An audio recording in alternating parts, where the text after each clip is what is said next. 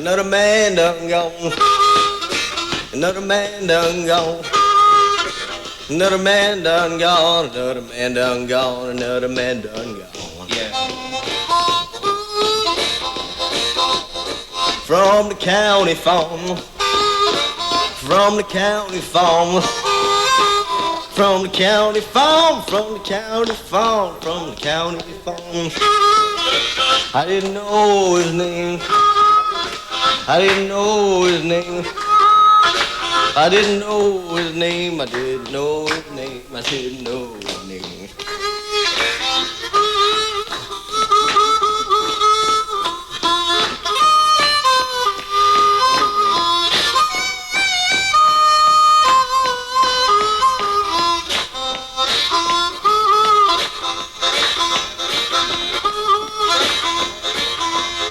Michael was my friend for many, many years, and our first encounter was in 1970. So let me go back to that and then give you some context. If you really want to understand this book, in my opinion, it's quite understandable in places.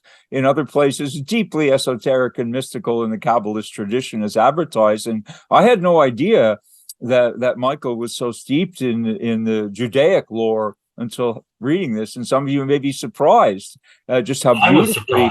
Yeah, the vessels. Yes. Oh, Moshe, wait, that's just a taste. I'll give you more from this now.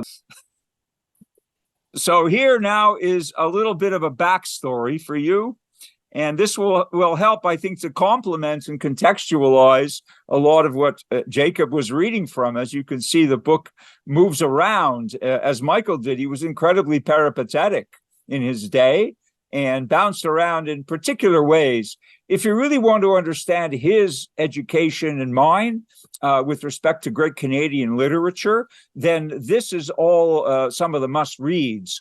Stephen Laycock, a British-born professor of economics who used to pack the halls at McGill because of his comedic lectures. And he wrote many, many, many very, very funny short stories that got translated into numerous languages. He was also a bit of an alcoholic, like many writers, but a fabulous wit, and the Laycock Building is named for him. We loved him.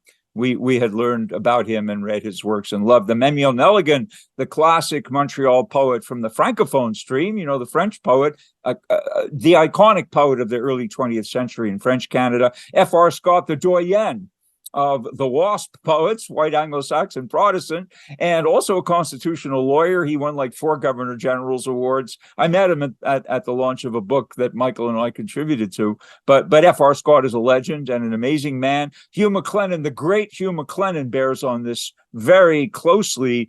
He was actually an English teacher at Lower Canada College before my time there.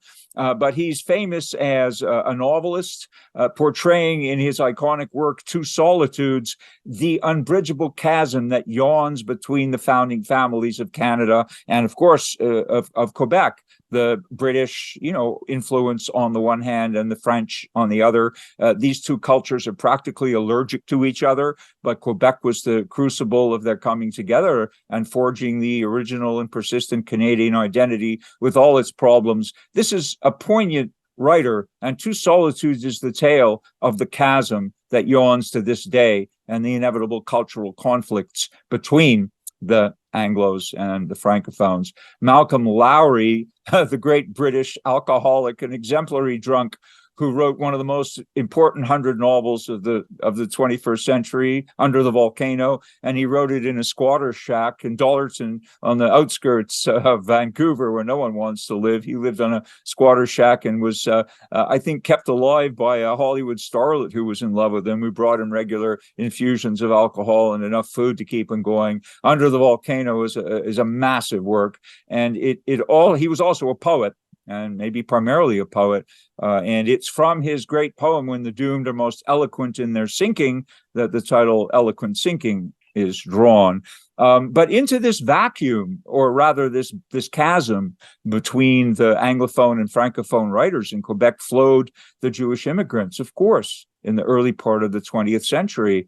And the godfather of Jewish poets was Irving Layton, right? His original name was Isaac.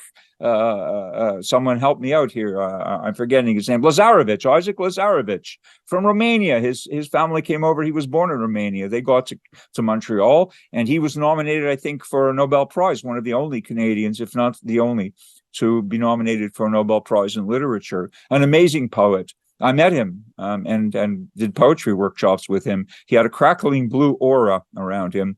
And then we have the incomparable Mordecai Richler, who is basically describing his generation and that generation that you're all familiar with in The Apprenticeship of Duddy Kravitz. And he was absolutely a master of prose, and every one of his books is a masterpiece. Just an incredible spokesman for his day and for the Jewish experience in French Canada. Leonard Cohen, how could you then not stand on the shoulders of these giants, and how could you ever do more? Well, Leonard Cohen did. He became absolutely globally famous, even more than Richler, because he was a songwriter and a poet as well as a novelist. And Beautiful Losers is another story of that solitude. And Michael Godfrey fits with them. He's a spokesman for a slightly later generation, more like Cohen's generation, of the Jews whose families prospered enough to move west into No Damn Good, as we called it, Notre-Dame-de-Grâce, a western suburb of Montreal, and bordering on Westmount, where the rich elites of the white Anglo-Saxon Protestant world live on the lee side of the mountain, and spilling over ultimately into the Promised Land, Côte Saint-Luc, and Chomedy, and Ville Saint-Laurent, and Dollard-des-Ormeaux, where many Jews got prosperous thanks to the culture and the opportunity that was offered to them and to us. We prospered here. The anti-Semitisms of the New World were nothing compared to Europe. So basically, we did very well. And Michael and I both came from this suburb, No Damn Good. It's Notre-Dame-de-Grâce. But the one really good thing about it was Lower Canada College, which was the school to which the very rich Anglos of Westmount sent their sons. And I was there and met many really interesting and lifelong friends at LCC. But the Jewish people, we bounced back and forth between No Damn Good and Jews Without Big Hats. That's Côte Saint-Luc, aka the Promised Land, aka the Gilded Ghetto, aka what the French Canadians called it laughingly, not in a mean way. They called it Côte Saint-Juif, Côte Saint-Jew, because it was a Jewish suburb. I came of age there. Michael bounced back and forth so many times I lost track, and so did I. So we were all in this neighborhood of Montreal, and of course other excursions. I got to meet Michael because of football. That's a piling on penalty. I'm about to hammer this guy with two club-fisted forearms to the head and ring his bell. That's high school, but it's only 15 yards, but he doesn't catch any more balls that day. This is football, right? And if you do this in high school, you get recruited by college teams, which I did. I got recruited by Dawson. And so that's where I met Michael. And within a very short time, we ended up in a volume of poetry called Friends and Relations. And this was his crowd meeting my crowd. So Jeff Chambers was the editor of this book, and he was part of the LCC crowd, as was B.B. Kovo. And then Michael and Pat were from his circle at Dawson. So it was a beautiful synergy that got created. Michael was the best poet by far, believe me. We were all writing more or less neurotic adolescent verse, as many people do. But Michael was truly, truly a masterful bard. He even looks like the bard. He looks like a Jewish Shakespeare. And that's kudos to the lithographer who captured it very beautifully. And his father printed the book. I remember your granddad, Jake. I met him several times while this was in process. But Michael did more. Michael was also part of the musical underground, because Côte Saint-Luc had this musical underground. That's Sonny Stone, aka Norman Steinberg, who played harmonica and drums and saxophone and played in all kinds of bands and did all kinds of recordings, and was, of course, a left defenseman for the St. John's Codfish, the fire-breathing cod. That was the emblem of our Côte Saint-Luc team. Nobody had ever been to St. John's, but we all played for the St. John's Codfish. And that's yours truly at maybe 15 or 16 years old. Within a couple of years, I went to Dawson and met Michael. That's my Martin D18. There's David Fink. Howdy, David. There's the Fink at the tender age. Okay, when he had a lot more hair on the top of his head, as did I. And that's Sheldon Richstone, aka Shel Lessingham, who was a walking, talking rock star with a Hollywood connection. And look, Moshe got into this mix, and he ended up, and Michael is part of this. He got credits on this album. I'm showing you this because at the bottom of part one, Michael gets credits. He's in 2 numbers, at least 3. He's in 3 of the songs that are sung by the college crew. So you get to hear his booming voice. If you listen to part one. And then Michael was also a patron of the arts because he was teaching English at Dawson College, and part of his course was a course on the blues. And when he taught the blues, he invited Sonny and I to come in and play the blues, and he recorded these tracks. I mean, these tracks were done in Michael's classroom on his old 2-track Sony, and the tape miraculously mostly survived. So Michael's in this. And in fact, we used to get up, it was a morning class. We got up at 9, and Sonny and I would meet up. We'd drink some rye and smoke some weed and head downtown and play the blues for these kids. And they were really into it. And then I think we got $50. And at that time I was with Sheldon. We were doing Dog Brother things. So we would, this was a windfall we could eat. And then, we'd order a pizza and give the pepperoni to the cat. And so Michael, thanks to Michael, he was patronizing the arts in his own way, and also giving us a chance to perform, which we always love to do. This was a very, very serious band. And I'm showing you this because Dog Brothers, think about dog dance, right? What kind of dances were we playing at? We were playing at dog dances. What else were the Dog Brothers going to do? This was a very serious band. And 2 tracks survive, and that's part 4. So Michael was involved. He knew the lifestyle that we were leading. We were in and out of the pawn shops on Craig Street all the time, pawning guitars, redeeming guitars, going to really sketchy gigs. In addition to the Jewish community that hired us a few times, we played some very sketchy bars. So anyway, the scene shifts in this novel. It's not just about Montreal and the seamy side of NDG. But it also shifts to the Gaspé. Quebec is huge, and some of our American friends may not realize Quebec is bigger than Texas. Quebec is bigger than Alaska. Quebec is bigger than France. It's a huge province. And if you drive north east out of Montreal, eventually you'll get to this rump of land called the Gaspé Peninsula. See, that's it, closer up the Gaspé Peninsula. And if you drive around the peninsula or through the valleys that slice through it with the rivers, you'll arrive on this coast between New Brunswick and Quebec. It's the Chaleur coast, or as they say in Quebec, the Bay de Chômeur, meaning the Bay of Unemployment, because it's a welfare community, but it's a grassroots economy. So eventually I relocated there, and there's a town called Chigawak that's too small even on this map, but it's a neighbor of Port Daniel. And a lot of Michael's novel unfolds in Chigawak, Port Daniel, and that's because, beautiful Chigawak, yeah, and in that cemetery of the Anglican Church are buried at least 3 of the protagonists in our shared novels. You will meet some of them when you read him. And so here we are. This fellow was my schoolmate at LCC, Ted Wright. You guys know him, Julian and Jake. We all stayed under his roof many times. We used to drive down there. You'd come down for summers, and we would winter there at times. So there's the tree house, Julian, that we built from his crumbling barn, right, with Edie and Sebastian, the kids next door in Port Daniel. There are our 2 miscreant kids at breakfast. From morning to night, they were up to no good, these 2. It was real fun. It was real fun that, that we had them in the Gaspé, and it was part of their childhood. That's the cabin we moved into, ultimately, our little chalet in Port Daniel. That's just the first flurries of the winter season. But this guy was the most creative and brilliant and degenerate alcoholic I'd ever met. And he basically bartered this beautiful home and lobster license and agricultural land and forests and everything. It was one of the most beautiful estates on the coast, and it all went to drink, unfortunately. But there are 2 novels that came out of it. Dog Dance Days is one of them, and Eloquent Sinking is another.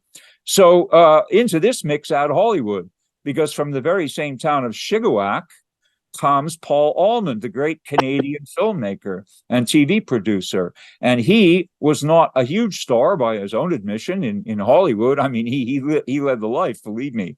But he always was a star maker. And his first great star, whom he made, was this absolutely drop-dead gorgeous lady named Geneviève Bujold, who was his first wife, and he put her in a film called Isabel that won all kinds of awards, and it was the first Canadian film to be distributed in the US by Paramount, 1967, and it was shot in this house. See, it should have been Paul's house, but by quirk of fate, it went to Ted. And Paul came and to that house at every opportunity with crews and made movies there. Act to the Heart was his divorce picture. He married her.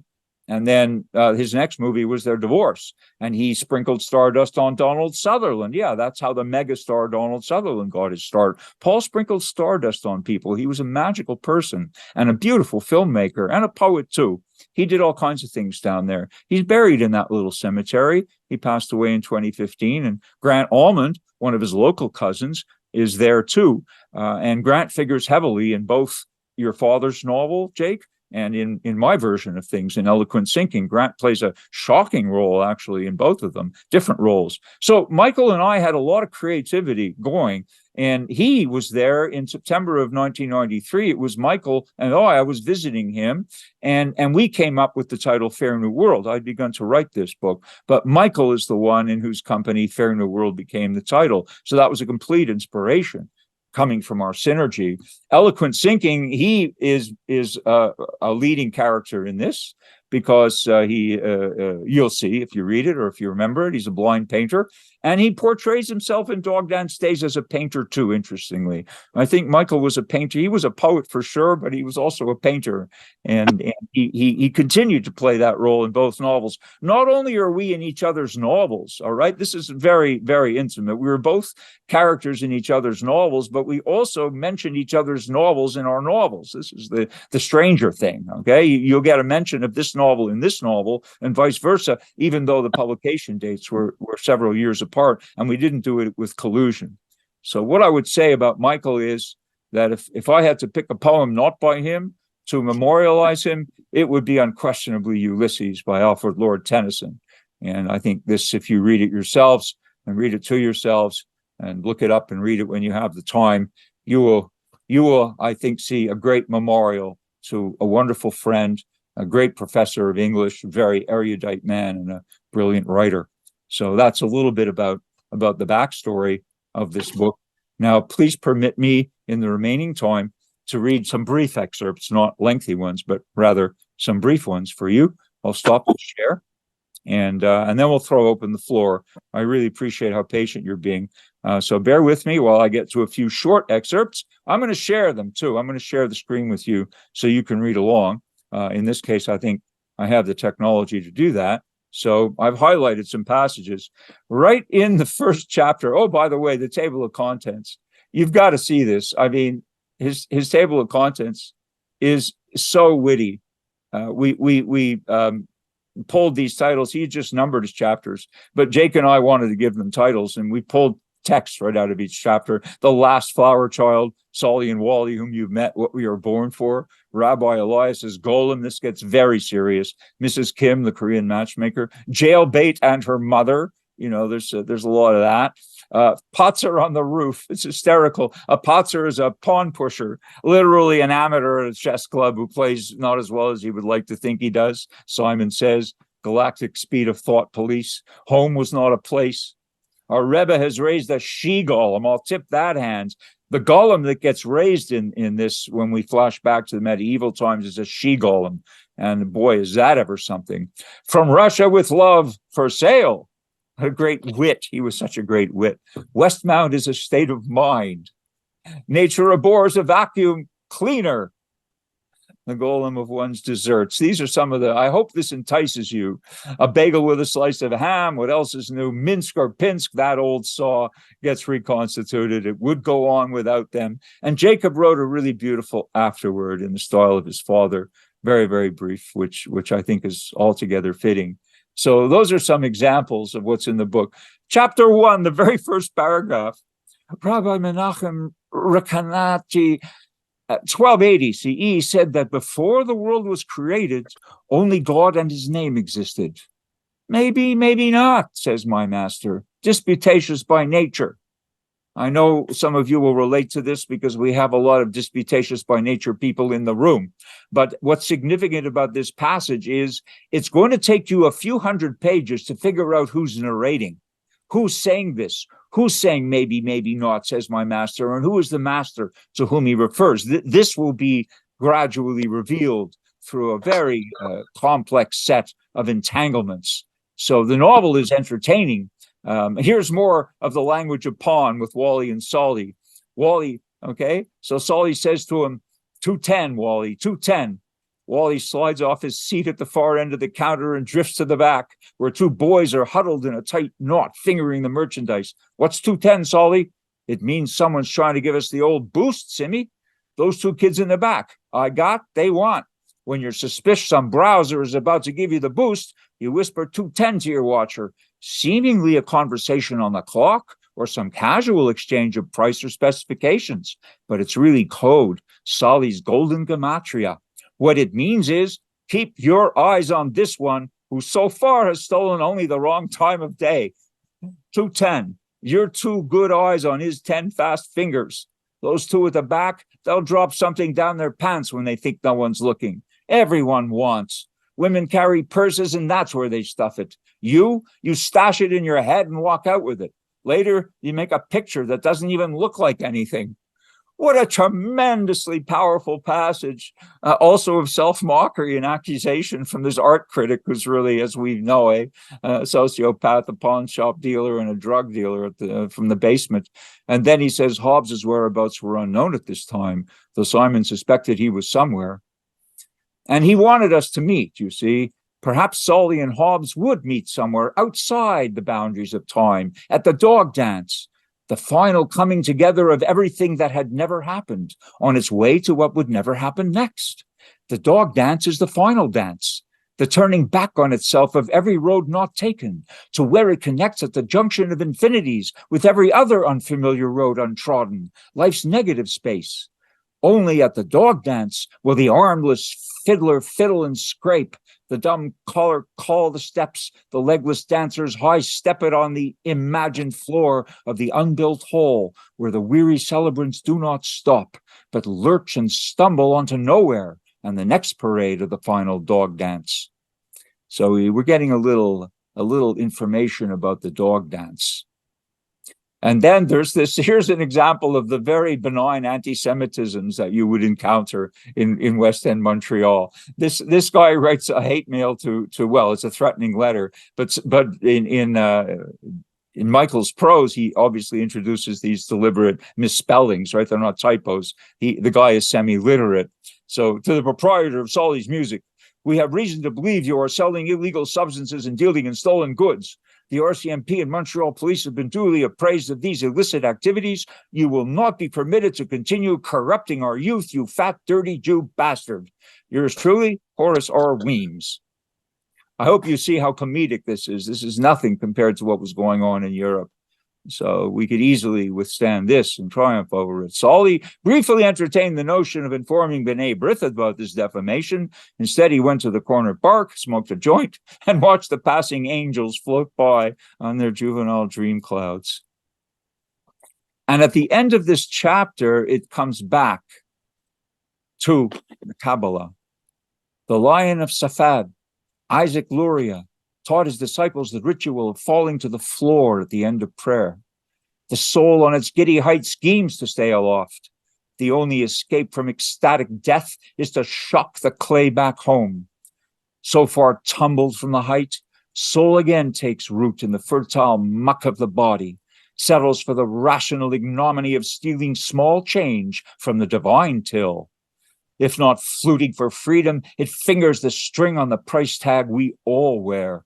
OHS, the pawn shop's golden gematria. 210, 210, life's brief, boosted dream. Isn't that powerful? That's incredibly powerful, I think, incredibly powerful. So things are always deeper than you think. And here's something with Shoshana. We've already heard about the vessels of the Shekhinah.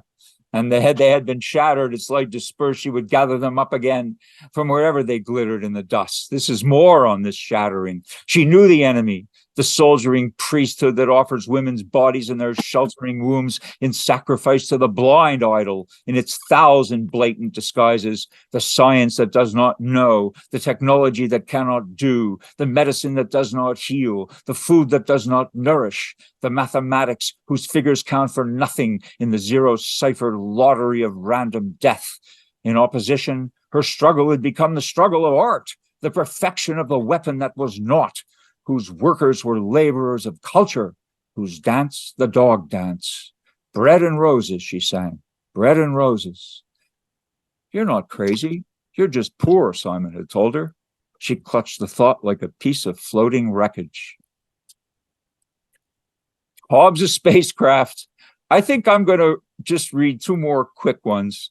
Hobbes' spacecraft is a story that Mickey is telling to Julian and Jake on one of their drives down to the gas bay. It's a long drive, and Michael would drive, and the kids would get bored, of course. It was a long drive. They play games in the car, and then he'd make up stories. So here's one he made up, which I think is really clever. It's got nothing to do with Hobbes, but it's got to do with Mickey's philosophy. Hobbes' spacecraft, the Dominion of Infinity, accelerated so quickly that it crashed into its own taillight before it even took off. Not for the first time in his career as a thought-monaut, his craft was actually going faster than itself. The Admiral had many times spoken to him about his recklessness. Hobbes knew he'd have hell to pay if they caught him. They'd ground him like some wretched electromechanical appliance. The very thought sent a neurochemical shiver down his spine, and he stepped down hard on the plasma pedal of his adrenaline-powered blood vessel. Just at that moment, he heard the last thing in the universe he wanted to hear, the telltale Doppler-effective whine of a thought police siren. He knew they were after him for exceeding the speed of light limit again. Hobbes was positive they would have him up on a negative charge if they could catch him. But no, he would not live like a bound electron. He increased his speed by a quantum leap. Here, Simon, by way of illustration, briefly accelerated to 55 miles an hour. Worlds flashed by like telephone poles. They pursued him across the universe, gaining steadily, but he narrowly escaped capture by ducking down a time warp into the parking lot of a McFinity's cosmic vault, the golden arch of heaven, domain of the deity Ronald the Trickster. Now that he was in the clear, Hobbes thought he might just as well have a moonburger and a galactic shake. He decided on a Mars bar for dessert, though he knew it would rot his teeth, so he would need a Martian root canal. That's where the dentist drops mercury into a black hole. The police, however, had gotten close enough to get his license number, a sideways 8. The result was he got a ticket which, because of his speed, had arrived 2 days before he left home and had already been paid. And isn't that typical? You'll find in this life that punishments generally precede the crime. Most are for the next offense, not the last one.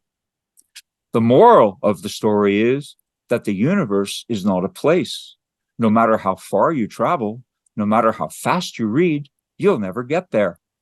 The universe, gentlemen, is an event, and it's happening right now. The boys looked out the window, hoping to catch a glimpse. So there's more, but I think I'll leave it there. Another man done gone. Another man done gone. Another man done gone. Another man done gone. Another man done gone. I didn't know his name. I didn't know his name. I didn't know his name. I didn't know his name. I didn't know his name. He went through them woods like a grizzly bear. He went through them woods like a grizzly bear. He went through them woods, went through them woods like a grizzly bear.